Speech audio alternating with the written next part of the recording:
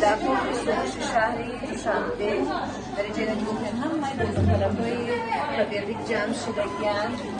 این درجه منظوره قسم اومده دست گل در دستش درجه محمد جان پلیس هم سلام علیکم به رجیستراسیون مردم می‌تونن کامپلیسیون رو بهترین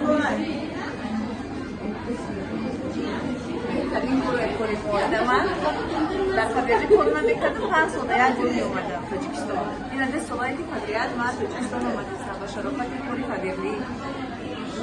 یا نصیب باشه خداوند اگر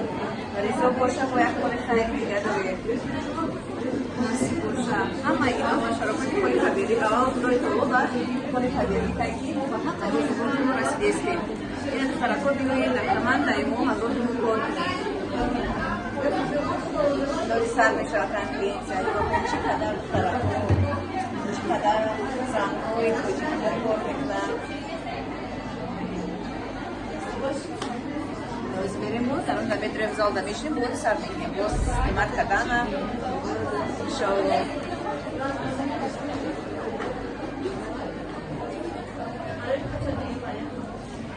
تو فاینو میکنه گرزانه فاینو می اپر فاطمه لطفیه زرونه جان اینا با مرا تشارکوی گروپ هم کاری کردن هزار رحمت ترجمه نتاکی دستگری زیبو تشارکو بینیم باید این ندارم هزار رحمت تشویش کشیدین در کار نبوده ترجمه